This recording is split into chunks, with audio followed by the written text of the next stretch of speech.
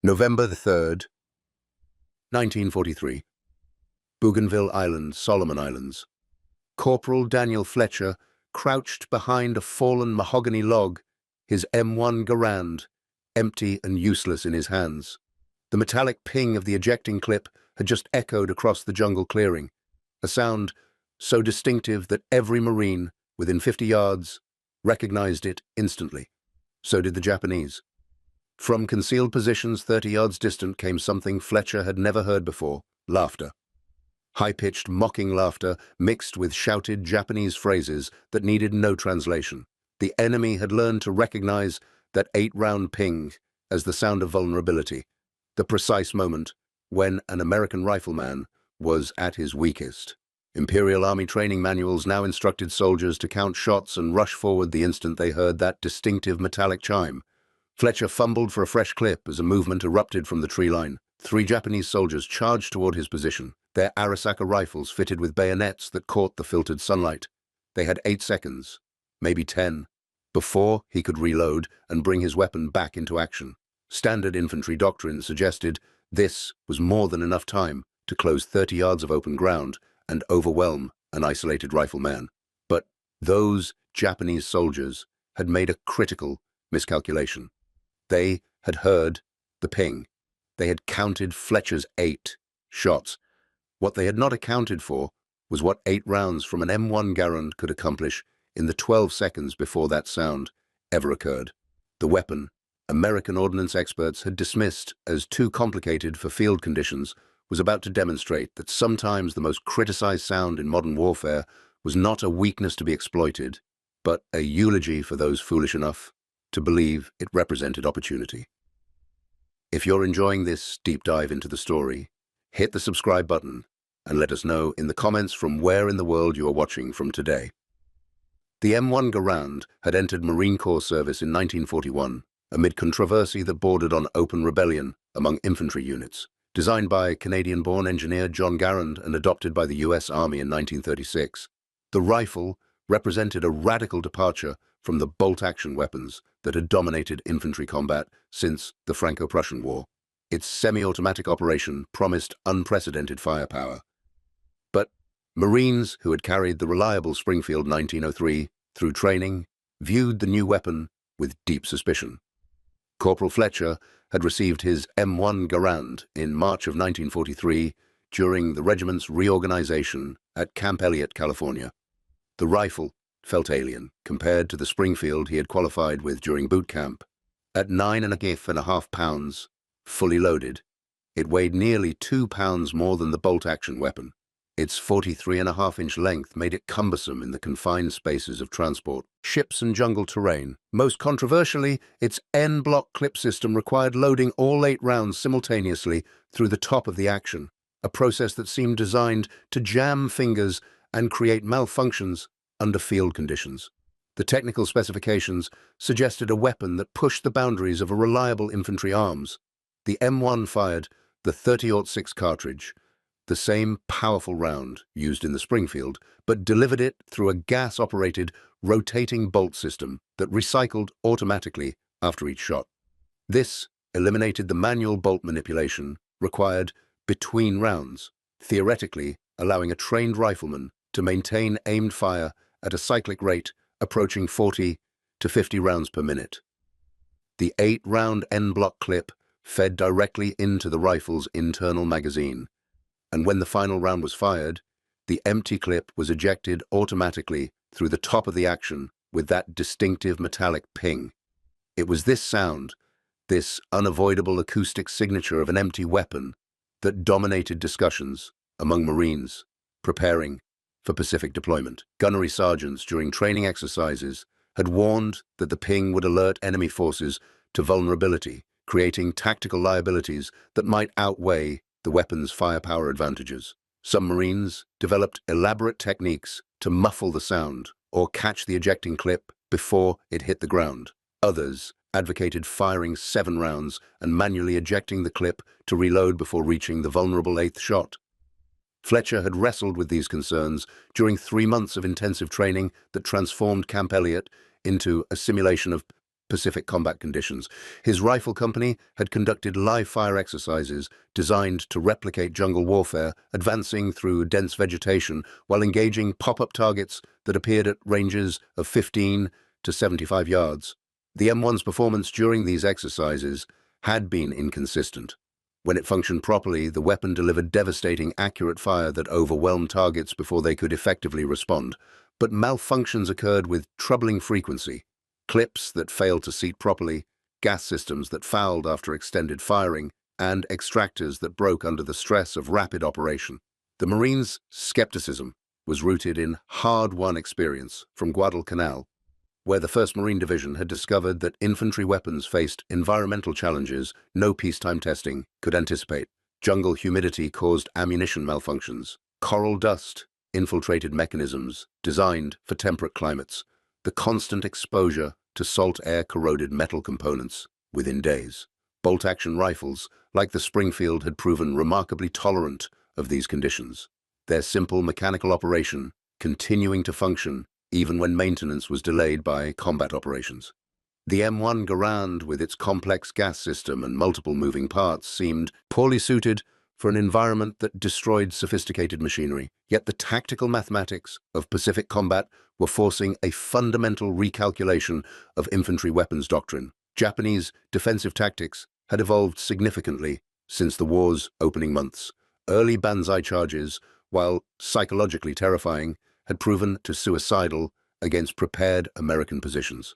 By late 1943, Imperial Army commanders had adopted more sophisticated approaches that emphasized sudden close-range assaults from concealed positions, brief, violent engagements designed to overwhelm American units before supporting weapons could be brought to bear, and exploitation of the bolt-action rifle's inherent limitation, the pause required between shots. Fletcher had studied after-action reports from Guadalcanal that detailed these tactical adaptations. Japanese infantry had learned to time their movements to coincide with American reload cycles. They would observe Marine positions from concealed locations, counting shots and estimating the moment when riflemen would be manipulating bolts or changing magazines. Attacks launched during these vulnerable seconds had achieved success rates that alarmed Marine Corps planners. The solution, according to division headquarters, lay in weapons that could maintain continuous fire without the pause that created tactical opportunity for enemy assault. The transport that carried Fletcher's battalion to Bougainville departed San Diego on September 15, 1943. During the 26-day voyage, Marines obsessively maintained their weapons in preparation for combat conditions that remained abstract despite extensive briefing sessions. Fletcher disassembled his M1 Garand daily, memorizing every component and spring, learning to identify potential failure points before they manifested during critical moments. The rifle's complexity became familiar through repetition, though familiarity did not breed confidence.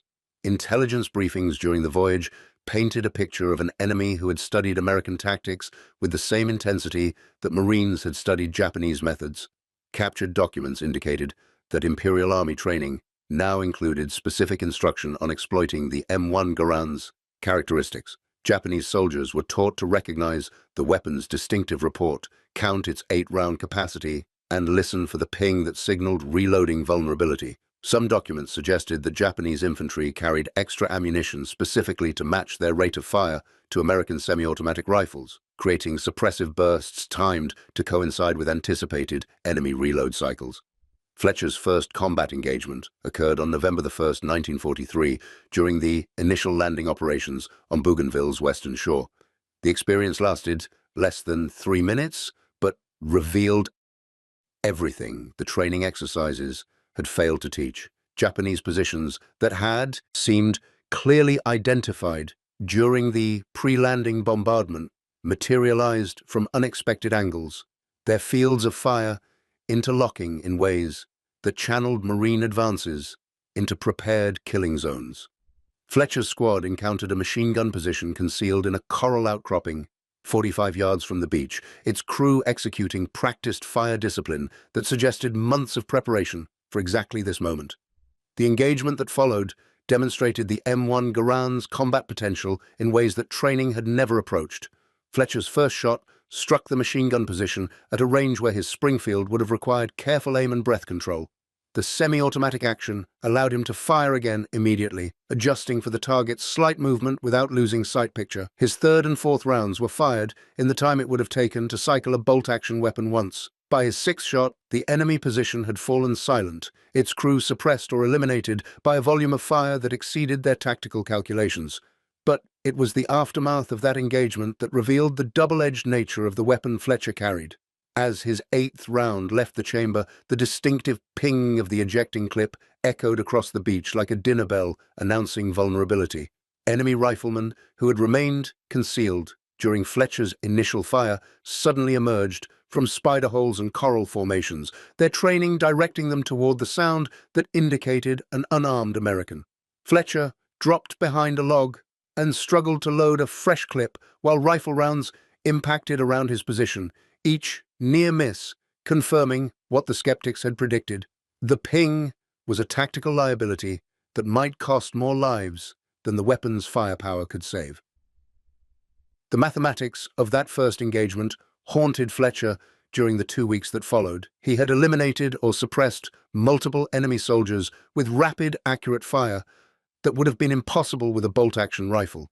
But the ping had immediately drawn concentrated fire that wounded 2 Marines in adjacent positions, who had been operating effectively until that moment. The weapon's advantages seemed balanced against its acoustic signature in ways that defied simple calculation. By November the 3rd, Fletcher's understanding of his weapon had evolved through a series of engagements that defied the binary thinking of training exercises. The M1 Garand was neither the miracle weapon that ordnance experts claimed, nor the liability that skeptical Marines feared. It was something more complex, a tool whose effectiveness depended entirely on understanding the tactical window between the first shot and that revealing ping. Sergeant Thomas Wardell had begun developing doctrine that acknowledged this reality.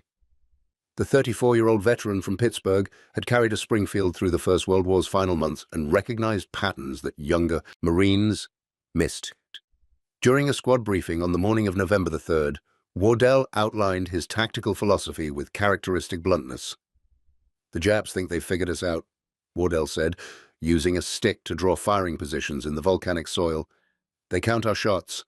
They wait for the ping. Then they rush us, thinking we're helpless." He paused to let this sink in. But here's what they don't understand. Though those 8 rounds happened fast. Real fast. Faster than their doctrine accounts for. If we're smart, the ping doesn't signal our weakness. It signals their funeral. Fletcher had seen Wardell demonstrate this principle during a skirmish on November the 1st. A Japanese squad had attempted to exploit what they perceived as a reload opportunity, charging from concealed positions the instant they heard the distinctive ejection sound. But Wardell's fire discipline had been perfect.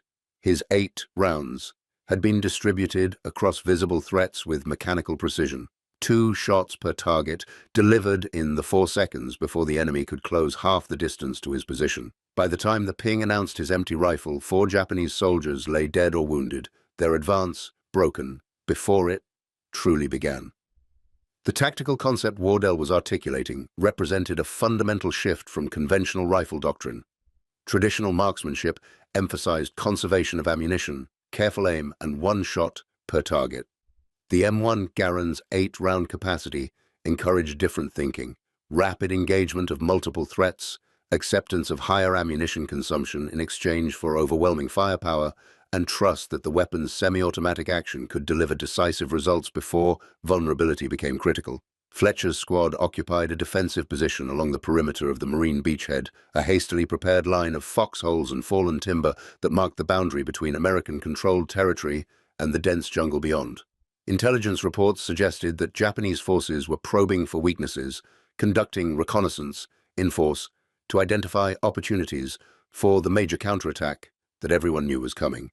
The vegetation at the perimeter's edge was typical of the Solomon Islands, dense, humid, and offering concealment at ranges of 50 yards or less. Mahogany and ironwood trees created a canopy that filtered sunlight into dim, deceptive shadows. Undergrowth of ferns and vines reduced visibility to the point where movement became more detectable than static shapes. It was terrain that favored defenders who knew where to watch and attackers who understood how to exploit limited sight lines. Fletcher's position was anchored by a massive fallen log that provided both cover and a stable firing platform. His field of fire covered approximately 40 yards of relatively open ground before the jungle became too dense for effective observation. To his left, 15 yards distant, Private Eddie Morrison occupied a similar position with his M1 Garand. To the right, Corporal James Hutchins crouched behind a coral outcropping with a Browning automatic rifle, the squad's primary suppressive weapon. The Japanese probe began at 11:47 in the morning, though Fletcher didn't immediately recognize it as such. A branch snapped in the tree line 60 yards out, a sound that could have been an animal or falling debris. Then came another sound, barely audible, the rustle of equipment against vegetation. Fletcher's finger moved to his trigger guard, not yet committing to engagement, but preparing for the possibility. What emerged from the jungle was not the banzai charge that Marines had been conditioned to expect. Instead, 3 Japanese soldiers appeared at intervals along the perimeter, each separated by roughly 20 yards. They moved with practiced discipline, using available cover, advancing in short bounds while their companions provided overwatch. It was textbook infantry tactics, the kind of coordinated maneuver that Japanese forces had executed poorly in the war's early months, but had perfected through bitter experience. Fletcher tracked the nearest soldier through his sights, watching the enemy's movement pattern to predict the next position. The Japanese infantry appeared to be conducting reconnaissance, testing American alertness, and mapping defensive positions for future exploitation. They would advance until they drew fire, then withdraw to report what they had learned. It was sane, professional soldiering that suggested well-trained troops rather than the fanatical attackers that American propaganda depicted. Sergeant Wardell's voice carried softly from his position 10 yards behind the line. "Hold fire until I give the word. Let them commit."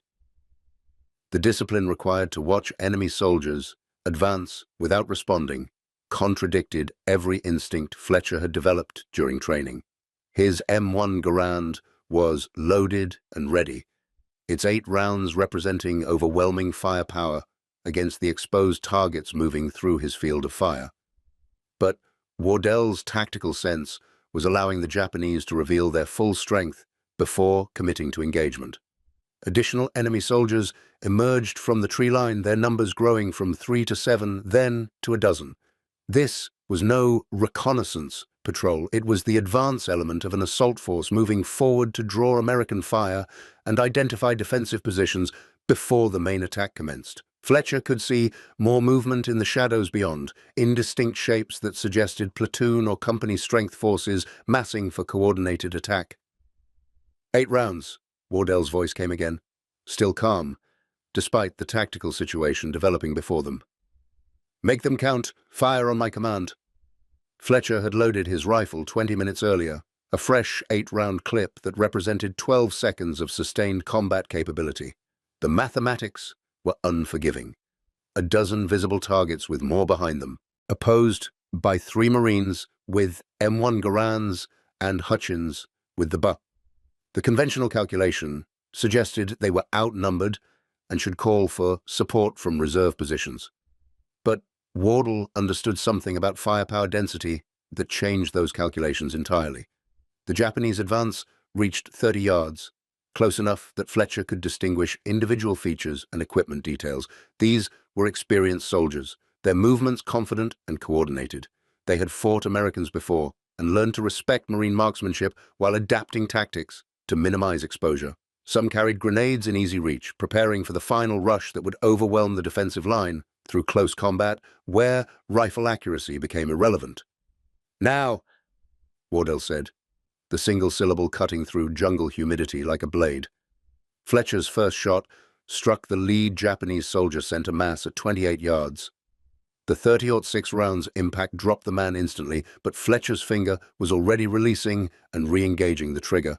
The M1's semi-automatic action had chambered a fresh round before his sight picture moved to the second target. His training had emphasized aimed fire, but muscle memory developed through 200 hours of live fire exercises took control. The second shot left the muzzle 1 second after the first. striking another enemy soldier who had frozen at the unexpected aggression. Time compressed into a sequence of trigger pulls and sight adjustments that happened faster than conscious thought could process. Third shot.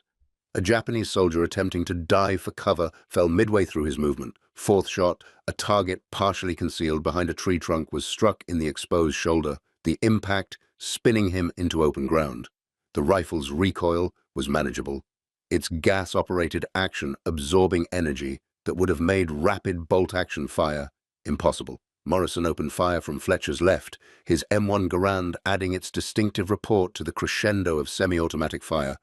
The acoustic signature was unlike anything Japanese doctrine had prepared for. Instead of the measured pace of bolt-action rifles, the American position erupted with a continuous roar of overlapping shots that gave no indication of individual reload cycles. Enemy soldiers, attempting to count rounds and identify vulnerability, found themselves unable to distinguish between shooters or predict when suppressive fire might pause. Fletcher's fifth and sixth rounds engaged targets that were attempting to withdraw toward the tree line. The M1's effective range of 500 yards meant that retreating soldiers remained within lethal engagement distance until jungle vegetation provided concealment. Both shots struck home, one killing instantly, the other wounding severely enough to remove the soldier from combat effectiveness. The speed of engagement was leaving Japanese infantry no time to coordinate response or organize suppressive fire of their own. Hutchins Bar joined the engagement, its sustained automatic fire sweeping across suspected enemy positions in the tree line. The 20-round magazine emptied in controlled bursts that forced Japanese reinforcements to seek cover rather than supporting their exposed advance element. The combined effect of 3 M1 Garands and 1 bar created a defensive firepower density that exceeded anything Japanese tactical planning had anticipated from a four-man position. Fletcher's seventh shot engaged a Japanese soldier who had maintained remarkable discipline, using available cover to advance even as his companions fell around him. The enemy was 25 yards distant when Fletcher's round struck him in the chest, ending an advance that had demonstrated both courage and tactical competence. One round remained in Fletcher's rifle, one shot before the ping would announce his vulnerability to every surviving enemy soldier within earshot. The entire engagement had consumed 11 seconds from Wardell's command to Fletcher's seventh shot.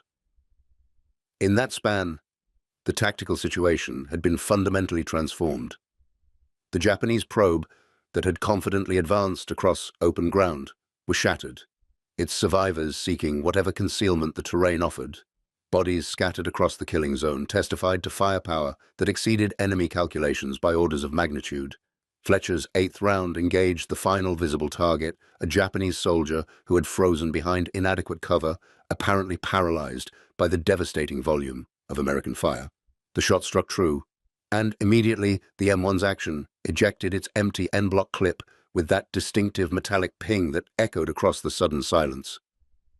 From the tree line came the sound Fletcher had heard once before, mocking laughter mixed with shouted Japanese phrases. The enemy had heard the ping. They knew at least one American rifle was empty. 3 Japanese soldiers burst from concealment 30 yards distant, their bayonet-tipped Arisaka rifles held ready for the final rush they had been trained to execute at exactly this moment. Fletcher's hands moved through the reload sequence with mechanical precision, developed through countless repetitions. His left hand retrieved a fresh clip from his ammunition pouch, while his right hand positioned the rifle to receive it. The en-bloc clip slid into the magazine with a distinctive click, and his thumb rode the operating rod forward as it stripped the first round into the chamber. The entire process consumed 2.5 seconds, fast by any standard, but the charging Japanese soldiers had already covered 10 yards. The first shot from Fletcher's freshly loaded rifle struck the lead enemy soldier at 20 yards.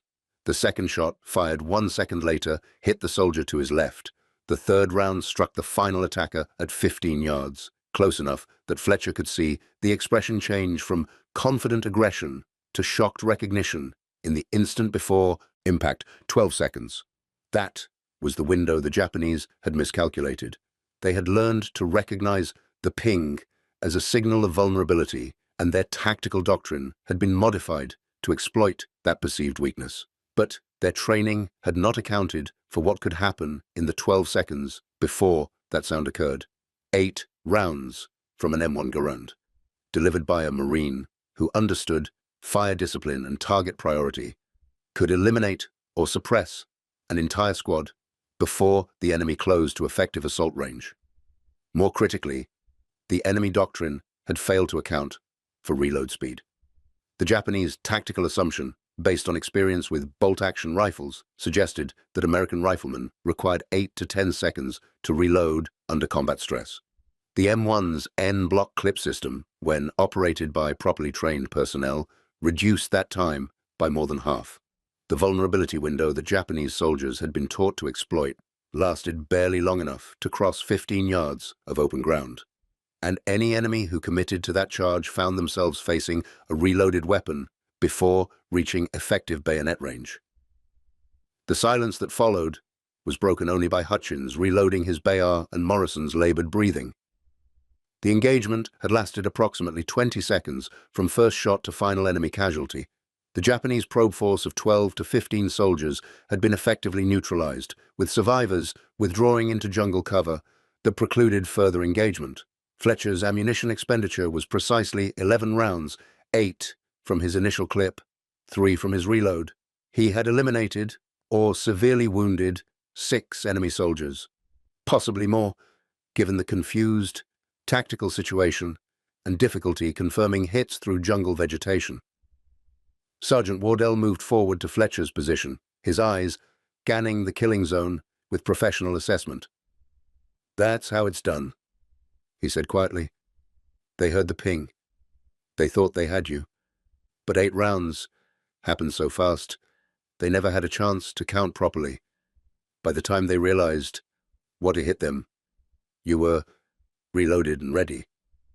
The tactical lesson was straightforward but revolutionary in its implications. The M1 Garand's ping was not the liability that skeptics claimed. It was irrelevant. By the time that sound occurred, a properly trained Marine had already delivered such overwhelming firepower that enemy forces capable of exploiting the brief vulnerability window were either dead, wounded, or suppressed. The Japanese had been trained to listen for a signal that, in practical terms, came too late to provide tactical advantage. If you find this story engaging, please take a moment to subscribe and enable notifications. It helps us continue producing in-depth content like this. Fletcher's hands shook slightly as adrenaline began to ebb, replaced by the exhausted clarity that followed intense combat. He had fired 11 rounds in 2 separate strings, maintaining accuracy and fire discipline despite conditions that should have induced panic. The weapon that had seemed so complicated during training had functioned flawlessly, its semi-automatic action providing the firepower edge that turned a desperate defensive stand into a one-sided engagement. But the engagement on November the 3rd was merely the opening act of a tactical education that would continue throughout the Bougainville campaign. The Japanese response to the M1 Garand's effectiveness would force doctrinal adaptations that revealed both the weapon's strengths and the limitations that no amount of firepower could overcome. The enemy's tactical adjustment became apparent during a night engagement on November the 7th. Japanese infantry, having learned that daytime assaults against M1-equipped Marines resulted in catastrophic casualties, shifted to darkness operations where the rifle's rate of fire advantage was partially negated by limited visibility. Fletcher found himself firing at muzzle flashes and sound contacts, his 8 rounds expended with far less certainty about their effectiveness. The ping in darkness became genuinely dangerous, its acoustic signature providing enemy soldiers with precise location information, while American forces struggled to identify threats. Wardell's response was to modify squad tactics to account for this adaptation. Marines were instructed to fire in coordinated volleys, staggering their reload cycles so that at least 2 rifles remained loaded while others were changing clips. This created continuous defensive fire that made it nearly impossible for enemy forces to identify individual vulnerability windows. The M1's 8-round capacity actually facilitated this approach, as its standardized reload timing allowed Marines to coordinate their fire sequences with precision impossible, using bolt-action weapons with variable manipulation speeds. The weapon's reliability under combat conditions proved remarkably better than training exercises had suggested. Fletcher's M1 functioned through 17 consecutive days of operations with only routine maintenance, despite exposure to jungle humidity, coral dust, and the occasional immersion in muddy water during river crossings. The gas system that armchair experts had criticized as overly complex proved robust and forgiving of field conditions that destroyed more delicate mechanisms. Parts breakage occurred, but at rates lower than the Springfield rifles still carried by some Marine units, and field repairs could be accomplished with basic tools and spare components. Ammunition supply became the limiting factor rather than weapon reliability. Fletcher's squad consumed M1 ammunition at rates approaching 3 times the expenditure of bolt-action-equipped units, reflecting the fundamental reality that semi-automatic fire encouraged more aggressive engagement tactics. Supply officers struggled to maintain adequate stocks during the campaign's early weeks, forcing temporary rationing that reduced each Marine's load from the standard 80 rounds to as few as 48 during critical periods.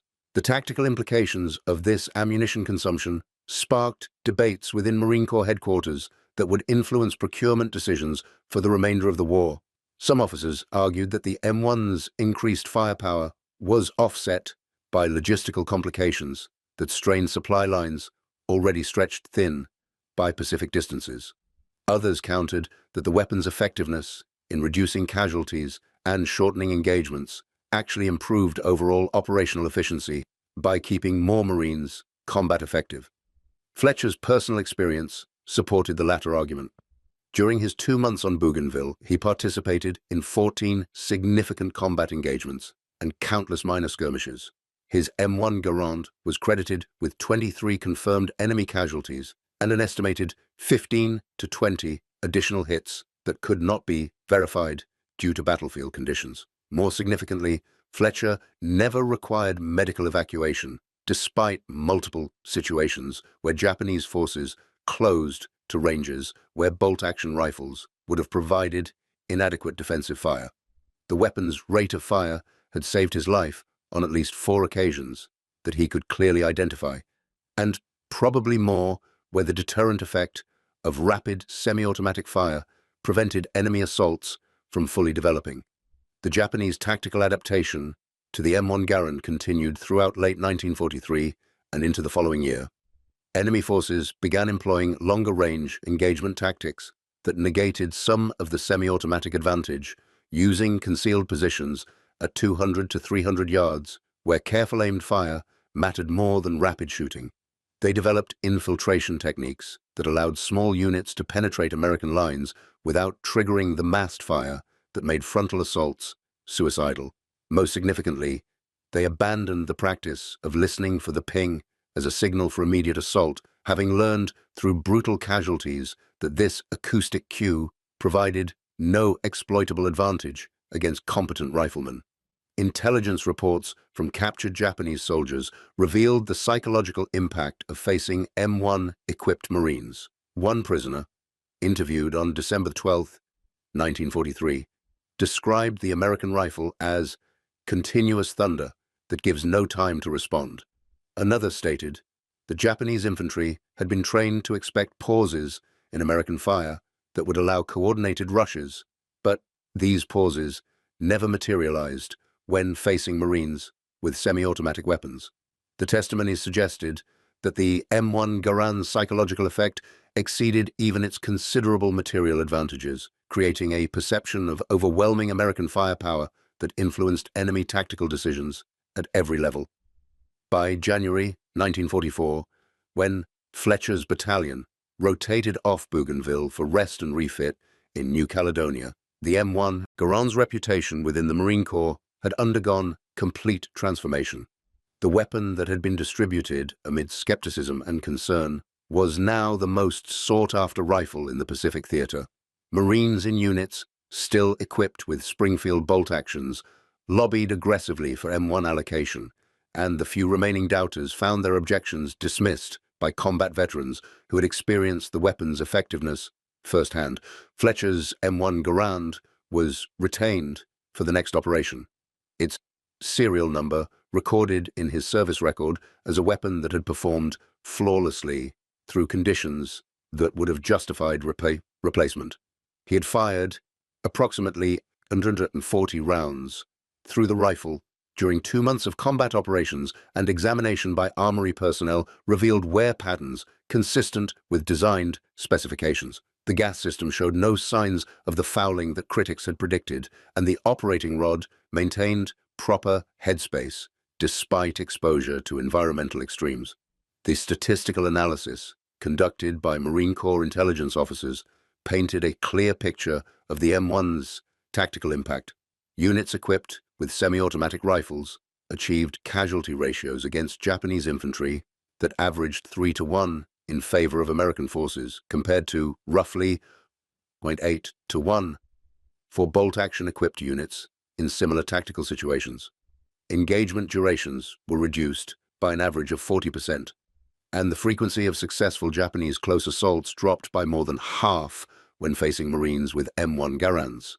Most tellingly, Japanese tactical doctrine underwent fundamental revisions specifically to address the threat posed by American semi-automatic rifles. Captured training manuals from early 1944 showed that Imperial Army instruction no longer emphasized counting shots or exploiting reload cycles. Instead, Japanese soldiers were taught to avoid close engagement with American infantry whenever possible, to use terrain and concealment to negate firepower advantages, and to employ indirect fire weapons rather than direct infantry assault against prepared positions. The M1 Garand had forced an entire military to revise its tactical approach, a testament to the weapon's effectiveness that exceeded any laboratory testing or theoretical analysis. The rifle that ordnance experts had championed and frontline Marines had doubted proved itself through the only metric that truly mattered. It kept American soldiers elite while decisively engaging enemy forces under the most extreme combat conditions imaginable. Fletcher would carry his M1 through 3 more major campaigns before the war's end, from the black volcanic beaches of Iwo Jima to the final desperate fighting on Okinawa. The weapon that had seemed so foreign during training at Camp Elliott became an extension of his combat instincts, its controls and operation as natural as breathing. He would fire thousands of additional rounds, engage hundreds of targets, and experience the ping of empty clips in circumstances ranging from routine to desperate. And never again would he hear Japanese soldiers laugh at that sound. They had learned through casualties that no doctrine could justify, that the metallic chime of an ejecting en-bloc clip was not an invitation for attack. It was the echo of 8 rounds that had already determined the engagement's outcome, a funeral dirge for those who had misunderstood what modern infantry firepower truly meant. The too complicated rifle that wasn't supposed to work in field conditions had rewritten the rules of infantry combat. The distinctive ping that was supposed to be a fatal flaw had proven irrelevant against the overwhelming firepower delivered in the seconds before that sound occurred. Military experts had been wrong, traditional doctrine had been inadequate, and one Canadian engineer's controversial design had provided American forces with a decisive advantage that would influence infantry weapons development for generations. Fletcher's M1 Garand was eventually retired from service in 1946, its barrel worn smooth from use, but its actions still cycling with mechanical precision. The rifle exists today in the collection of the National Museum of the Marine Corps, a testament to both engineering excellence and the Marines who proved that the most criticized characteristics of a weapon could be completely irrelevant when that weapon was employed by soldiers who understood firepower, discipline, and the real mathematics of close combat. The Japanese had mocked the ping. They had trained to exploit it. They had built tactical doctrine around the assumption that it represented American vulnerability. What they had failed to understand was that by the time they heard that sound, 8 rounds had already decided their fate. 12 seconds was all it took. 12 seconds to fire, 12 seconds to learn, 12 seconds to die. The M1 Garand had taught that lesson across every Pacific battlefield, and the ping that was supposed to be a weakness became instead the last sound enemy soldiers heard before their tactical calculations proved fatally wrong. Thank you for watching. For more detailed historical breakdowns, check out the other videos on your screen now, and don't forget to subscribe.